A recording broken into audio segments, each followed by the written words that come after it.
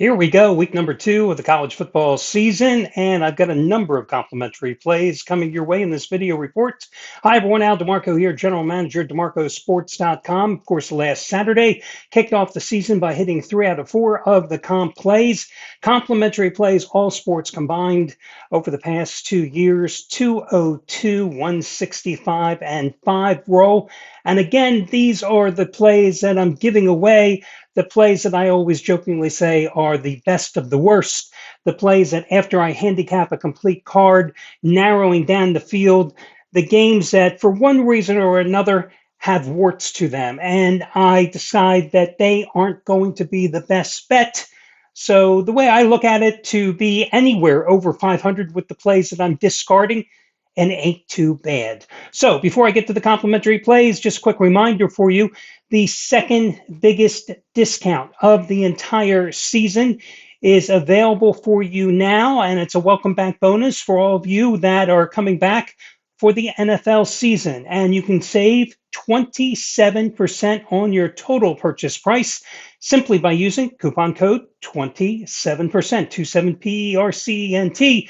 It's a mix and match coupon, good for any combination of picks and or packages that you want to purchase today. The only stipulation is you've got to put everything in your shopping cart to make that purchase to maximize your savings. Again, this is the second biggest discount that is made available for the entire year. And it's my way of saying welcome back to all of you that are coming back for the NFL debut. But this report is all about college football. So without further ado, let's get to it. Now, last week, my best bet in terms of the free selections happened to be Tennessee at home against Chattanooga. And of course, the Volunteers covered the 142-point spread. I'm being facetious, but you get my drift. Now, Tennessee is going to find itself on the road in the Duke Mayo Classic at Charlotte, taking on NC State. And I thought one of the reasons I really loved Tennessee last week is that because Tennessee opens the year with a brutal schedule, especially on the road. And I thought, breaking a new quarterback, that there was no way the Volunteers weren't going to put the pedal to the metal and get that offense cranking. And you saw what happened last week. Well, I thought that was excellent prep for this game, and I think this is an outstanding cheap price to take the Volunteers.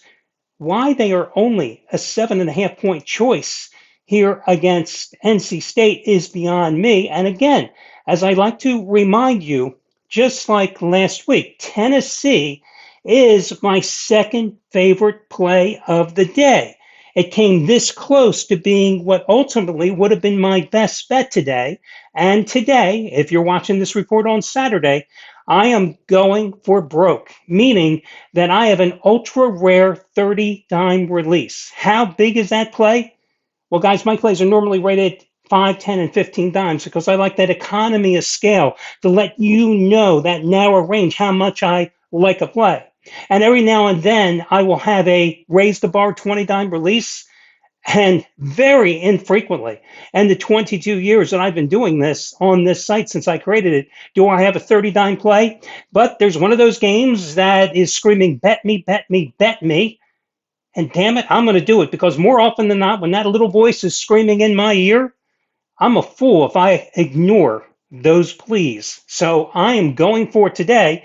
But this game, Tennessee, came so close to being that raise the ultra rare 30-dime release. So that should again tell you how much I like the Volunteers today. Listen, they beat Chattanooga 69-3, right? The new quarterback, 22 for 28, 314 yards, 3 touchdowns. He only played the first half. What I also like, though, was the encouraging signs from their ground attack. Dylan Simpson, 12 carries, 124 yards, 3 touchdowns, and that was also in the first half. Now, NC State, of course, you know, they went out and in the transfer portal, got Grayson McCall from Coastal Carolina, their newer quarterback, and had a very nice game against Western Carolina, 26 for 40, 318 yards, 3 touchdowns, 1 interception. Their new running back, or the guy that's looking like he's going to be the lead tailback, Jordan Waters, 20 carries, 123 yards, 2 touchdowns. They had 520 yards against Western Carolina.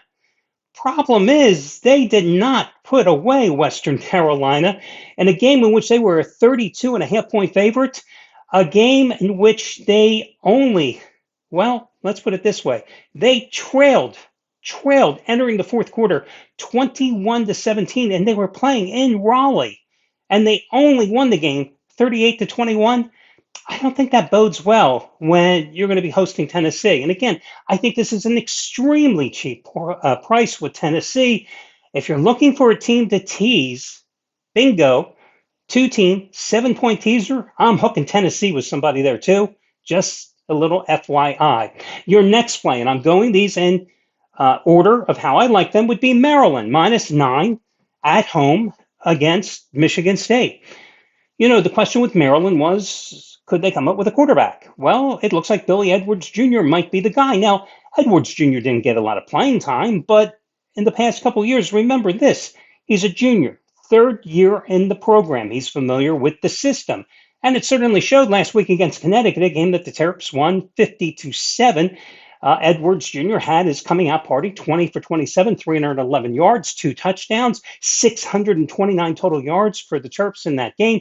Michigan State, Jonathan Smith has a huge rebuilding project waiting for him in Lansing, and it showed. Barely got by Florida Atlantic 16-10, 3 turnovers, 1 for 5 in the red zone, 10 penalties for 110 yards. Their quarterback, Aiden Childs, 10 for 24, 114 yards.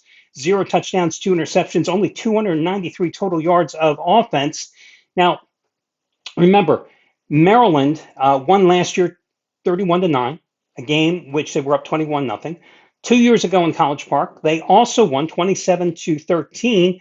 In that game, the offense had 489 total yards. So they're going for 3 straight in the series, and I think they get them. Maryland -9. Matter of fact, there you go. That might be your teaser. Tennessee. Take them down to pick them. And I like the 7-point teasers, not a 6-pointer. And maybe Maryland, -2. There you go. That's a bonus play for you there. Next game. And by the way, Tennessee would be there. Maryland right behind them. Now we go to another tier. Kentucky, -10 in double revenge at home against South Carolina. And this is really predicated on the fact that the Gamecocks really sucked last week. They really did. I mean, Shane Beamer has some problems to fix there because South Carolina was just dreadful at home against Old Dominion. They won the game 23-19. They were damn lucky to win it. Their 2 fumbles recovered within the 10-yard line led to their only 2 touchdowns. They trailed 19-16 in the fourth quarter. The freshman quarterback, Lanaris Sellers, who was a highly touted recruit that the Gamecocks got. Now, maybe they had a vanilla game plan. I don't know. I didn't watch the game. I can only tell you what the writers wrote about it. He really struggled. 10 for 23, 114 yards, 22 carries for 68 yards, but he was also sacked 4 times by an Old Dominion defense, a team that was picked to finish 6th in a 7-team Sun Belt East Conference. The only good news I saw for South Carolina is Raheem Rocket Sanders, the ex-Arkansas Razorback, had 24 carries, 88 yards. But South Carolina only had 288 total yards of offense against Old Dominion. Now, Kentucky's won 14 straight games straight up in September, going back to 2021. Wildcats have covered 10 of those 14 games. I told you they're in double revenge. They opened up against Southern Miss.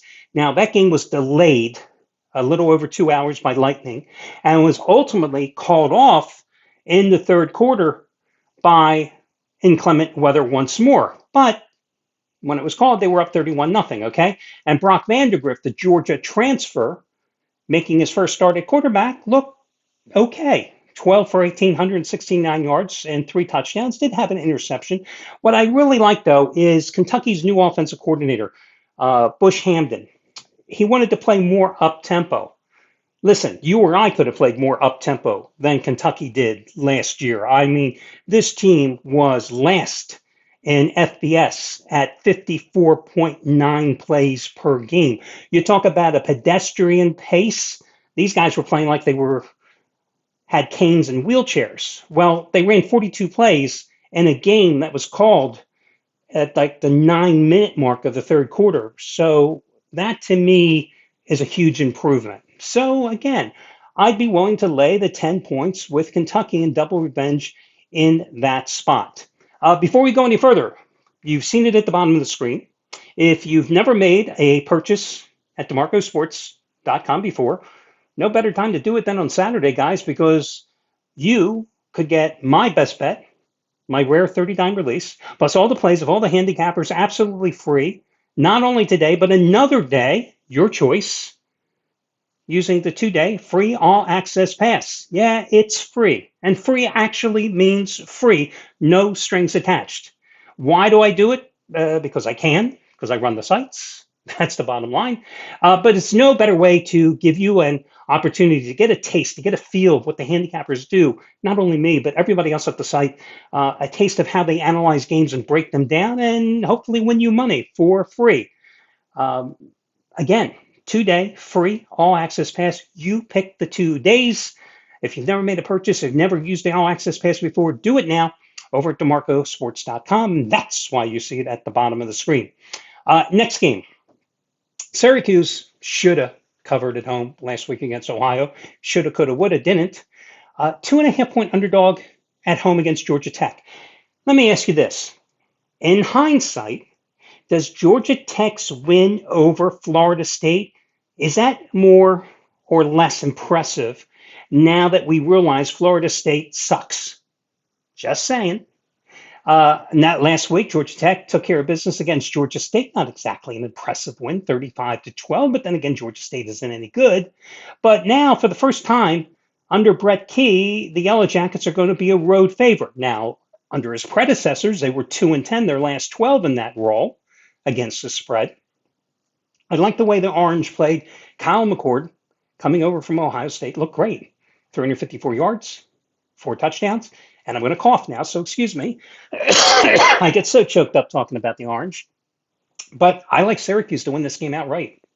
So there you go. Because I just look at how pathetic Florida State was, and I'm going, I'm not so surprised now. Georgia State beat the Seminoles. Next game, Nebraska, -7.5 over Colorado. I think when people look at this game, they let the race issue influence their selection. They let their like or dislike of prime time affect their play. I prefer, and I think the only way you should handicap this game, if you have any common sense, is to look at the Buffaloes and look at the Cornhuskers. I look at the Buffaloes and I see no difference in that team from a year ago. An offensive line that can't protect, an offensive line that can't open any holes for a ground game that can't produce. And I see a defense that cannot pressure an opposing quarterback if they had 13 men on the field. What do I see for Nebraska? I see a freshman quarterback who had a nice, impressive debut playing at home in a 40-7 rout against UTEP, going 19 for 27, 238 yards, 2 touchdowns, playing us one series into the third quarter. I see a Nebraska team that's going to be playing at home with a huge, huge crowd support on their side. Yes, I know Colorado has some great offensive talent, but I like Nebraska here. And there is another team that I would consider putting in a teaser in revenge, Nebraska taking them down from 7.5 to virtually pick them in this spot. But remember, guys, I'm running these down in the order I like. So we're talking to Nebraska. We're talking way down here in terms of how I rank these plays. But I still like Nebraska here. By the way, the Cornhuskers held the Miners to 205 total yards. Huskers had 507. But then again, UTEP. You look at Colorado playing at home, right? Barely got by North Dakota State, 31-27 or 26, a game that they trailed at halftime by 3, a game in which their defense allowed 449 yards, 292 passing, only generated 2 sacks.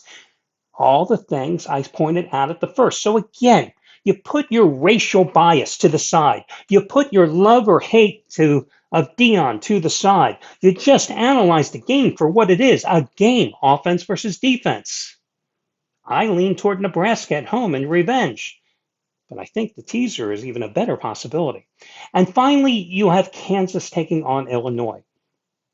Week 2 last year, Kansas, 34-23 at home. A game that wasn't nearly that close. They were up 34-7. Jalen Daniels, 21 for 29, 280 yards, 2 touchdowns. Devin Neal, 10 carries, 120 yards. What's his name? The other running back. Daniel Hishaw Jr., 12 carries, 98 yards. When Daniels is healthy, Kansas is a dynamic offensive team. You saw when he was in and out of the lineup last year because of the back problems, the Jayhawks just aren't nearly as good. I think it's an advantage that Kansas played on Thursday against one of the Little Sisters of the Poor and won easily. Daniels played briefly, 9 for 15, 148 yards. Neal, 8 carries, 112 yards. This is a guy who averaged 6.3 yards per carry last year, ran for nearly 1,300 yards. Hishaw had 9 carries, 66 yards in brief action, averaged 5.2 yards per carry last year, 626 yards on the ground. Illinois beat Eastern Illinois 45-0. Props to them. I like Kansas in this spot, however. The line has dropped from 6 to 5.5, and I see why, because Illinois is getting some love from the underdog backers out there. So again, let's recap all the plays because I know there were many of them I just ran through for you. Tennessee, without a doubt, would be number one. Right on the heels of the Volunteers, Maryland. And again, I told you that if I was considering a tease, I would think Tennessee and Maryland would be a very strong teaser possibility. In your next tier, you're looking at Kentucky and Syracuse. Kentucky and Syracuse. In that bottom tier, Nebraska and Kansas. So that'll do it. I wish you well, guys, and we'll talk to you again soon. Good luck, everybody.